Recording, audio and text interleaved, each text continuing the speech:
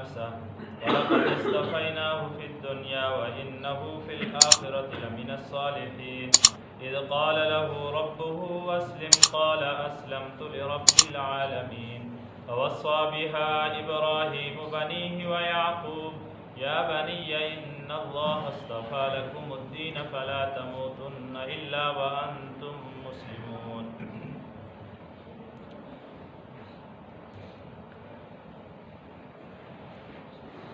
وَمَن يَرْغَبُ عَن مِّلَّةِ إِبْرَاهِيمَ، اور کون بے رخی کرے گا ابراہیم کی ملت سے، ابراہیم کے دین سے، الا من سفیہ نفسہ، مگر وہ جس نے بیوقوف کیا اپنے نفس کو، یا وہ جو بیوقوف ہے۔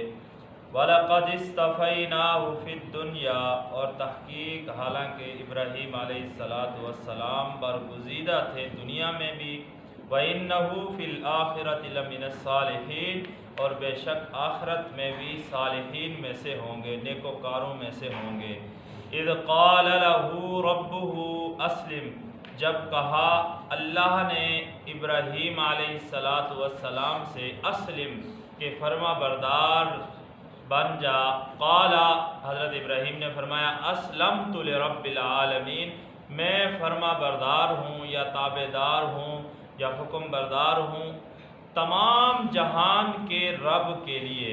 وَوَصَّى بِهَا إِبْرَاهِيمُ بَنِيهِ وَيَعْقُوبُ، اور وصیت کی حضرت ابراہیم علیہ السلام نے اپنی اولاد کو، اپنے بیٹوں کو، ویعقوب، اور یعقوب نے بھی، یا بنیہ، اے ہمارے بیٹو، ان اللہ اصطفیٰ لکم الدین، بے شک اسی دین پر رہنا تم، فلا تموتن، پس نہ موت آئے تمہیں، الا وانتم مسلمون، مگر تم مسلمان ہو۔ میرے دوستو، ان آیات مبارکہ کے اندر حضرت ابراہیم علیہ السلام کی ملت کو بیان کیا گیا، دین کو بیان کیا، اور مشرکین کو بھی جواب دیا گیا، یہود و نصارہ کو بھی جواب دیا گیا ان آیات مبارکہ کے اندر، کہ مشرکین جو اپنے آپ کو حضرت ابراہیم علیہ السلام کا تابعدار سمجھتے تھے، تو ان کو بھی یہاں پر جواب دیا گیا اور واضح کر دیا گیا، کیونکہ پہلے تو اللہ نے ایک یعنی کہ سوالیہ انداز کے اندر فرما دیا کہ کون ہے وہ جو حضرت ابراہیم علیہ السلام کے دین سے منہ موڑے، حضرت ابراہیم علیہ السلام کے دین سے بے رخی اختیار کرے۔ تو اللہ نے پھر اس کے لیے بتا بھی دیا کہ کوئی شخص نہیں کر سکتا الا من سفیہ نفسہ، سفیہ کہتے ہیں بیوقوف کو، جو بیوقوف ہو اسے عربی کے اندر سفیہ کہتے ہیں، کہ یعنی کہ وہی بے رخی کر سکتا ہے جس کا نفس بیوقوف ہو، جو شخص بیوقوف ہو تو وہ حضرت ابراہیم علیہ السلام کی ملت سے منہ موڑ سکتا ہے۔ اور کسی نے بھی حضرت ابراہیم علیہ السلام کی ملت پر قائم نہیں رہے سوائے اس امت مسلمہ کے، امت محمدیہ صلی اللہ علیہ وسلم اس کی فرما بردار بنی اور اس دین پر رہی۔ مشرکین مکہ بھی کہتے تھے کچھ یعنی کہ حضرت ابراہیم کی دعائیں تھیں جو اللہ نے ان کو برقرار رکھنا تھا، اور تو کچھ مشرکین ایسے بھی تھے جو بت پرستی نہیں کرتے تھے لیکن باقی چیزیں پائی جاتی تھی، بت پرستی نہیں کرتے تھے، شرک نہیں کرتے تھے، تو کچھ ایسے بھی تھے۔ حضرت ابراہیم علیہ السلام کی دعا کو بھی اللہ نے برقرار رکھا جو پیچھے کی تھی کہ یا اللہ میری اولاد میں سے ایک جماعت کیا ہو، فرما برداروں کی رہے۔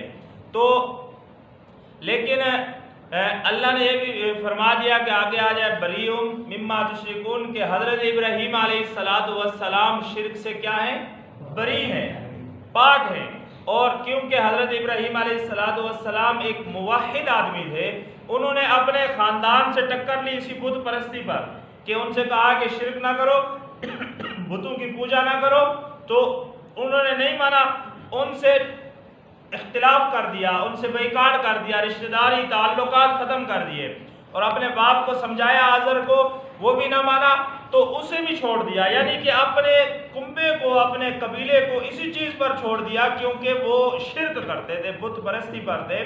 تو اللہ نے فرمایا سے دعویٰ کرتے ہو کہ ابراہیم علیہ السلام کے تابعدار ہو، اس نے تو اس شرک کی وجہ سے اپنے کنبے اور قبیلے کو چھوڑ دیا، اپنے خاندان کو چھوڑ دیا، یہاں تک کہ اپنے سگے باپ کو چھوڑ دیا شرک کی وجہ سے، اور تم دعویٰ کرتے ہو کہ ہم اس کی یعنی کہ دین پر ہیں، ہم ابراہیم کی ملت پر ہیں۔ تو اللہ نے فرمایا کہ یعنی کہ یہ نہیں ہو سکتا، کیونکہ ابراہیم کیا تھے؟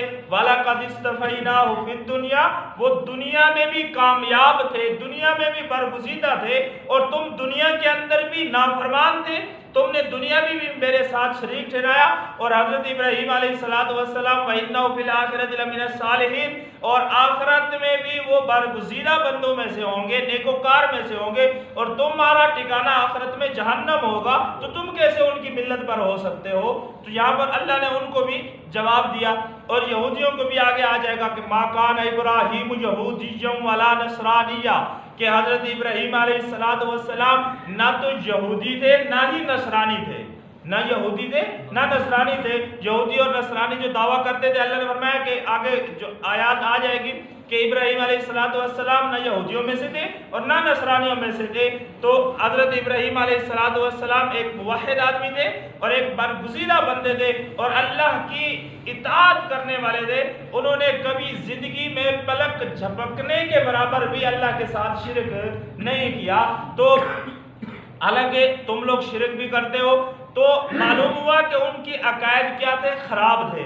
اب ابو جہل مشرک تھا نا، لیکن کیا بیت اللہ کے سائے میں بیٹھتا تھا، بیت اللہ کے سائے میں، تو بیت اللہ کے سائے میں بیٹھتا تھا اور بیت اللہ کا طواف بھی کرتے تھے، اور پھر اس کے بعد جتنے حاجی آتے تھے انہیں ستو بھی پلاتا تھا۔ اس وقت کا مشہور ترین اور مہنگا ترین جو شربت تھا وہ ستو تھا، اس دور کا جو مہنگا ترین شربت تھا۔ اب تو کتنے آ گئے، تو اس وقت کا عمدہ اور مہنگا ترین اور سب سے لذیذ جو شربت تھا وہ کیا تھا؟ ستو تھا۔ اور ابو جہل سارے حج پہ آنے والے لوگوں کو شربت تقسیم کرتا تھا، وہ حج پہ آئے ہوئے تھے نا، بیت اللہ کے طواف کے لیے آئے ہوئے تھے نا، تو ان کے لیے کیا ہے؟ ستو بنا رہا ہے اور انہیں یہاں پہ ہاتھوں سے ستو پلا رہا ہے۔ لیکن پھر بھی کیا ہوا؟ بدر کے اندر جب دو ننھے منھے صحابہ سے جہنم رسید ہوا، تو جس وقت اس کی موت واقع ہوئی تو اس کے بعد جو اس کو عذاب اللہ نے دیا، اس کی چیخنے کی آواز صحابہ کرام نے بدر کے مقام میں سنی ہے۔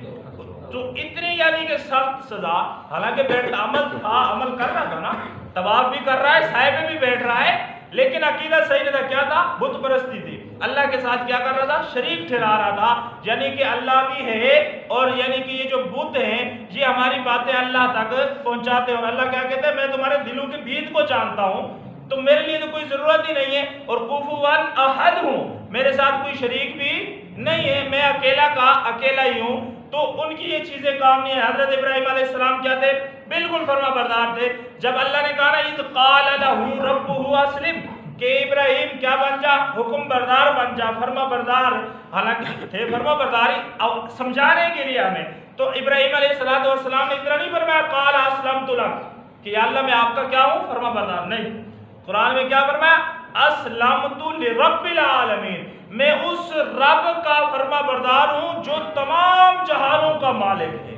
صرف اتنا نہیں، اللہ نے اتنا جواب تو نہیں، اللہ نے صرف یہ کہا فرما برداری کا، لیکن حضرت ابراہیم علیہ السلام نے صرف یہ نہیں کہہ دیا کہ اسلمت لک کہ اللہ میں آپ کا کیا ہوں؟ فرما بردار ہوں، نہیں، بلکہ ہمیں سمجھانے کے لیے اسلمت لرب العالمین، میں ابراہیم اس رب کا فرما بردار ہوں جو تمام جہانوں کا پالنے والا ہے، جو تمام جہانوں کا مالک ہے، میں ابراہیم اس رب کا فرما بردار ہوں۔ اس طریقے سے، اور پھر اپنے لیے نہیں، یعنی کہ دنیا کی بھلائی اور آخرت کی بھلائی کو صرف اپنی ذات کے لیے طلب نہیں کیا کہ میں ابراہیم دنیا میں کامیاب ہو جاؤں اور آخرت کے اندر میرا ٹھکانہ جنت بن جائے، نہیں، بلکہ آخرت، دنیا اور آخرت اپنے لیے بھی مانگی بھلائی اس کی، اور اپنی آل کے لیے بھی مانگی، اپنی اولاد کے لیے بھی مانگی، اور پھر آخر میں وصیت بھی کی وَوَصَّى بِهَا ابراہیم بنیہ ویعقوب، اپنے اولاد سے وصیت کیا کر رہے ہیں؟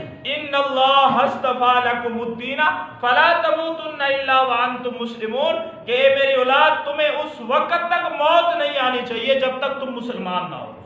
یعنی کہ تمہارے جب روح نکلے تو تم اس وقت کیا ہو؟ مسلمان کا جو معنی ہے فرما بردار. اور یہ مسلمان حضرت ابراہیم علیہ السلام نے لفظ اختیار کیا اور یہ لفظ اس امت کو ملا ہے. مسلمان والا جو لفظ ہے یہ اعزازی لفظ اللہ نے اس امت کو عطا کیا. ہم کیا ہیں؟ مسلمان ہیں. تو یہ لفظ ہمیں ملا اور ابراہیم نے اپنی اولاد سے کیا کہا؟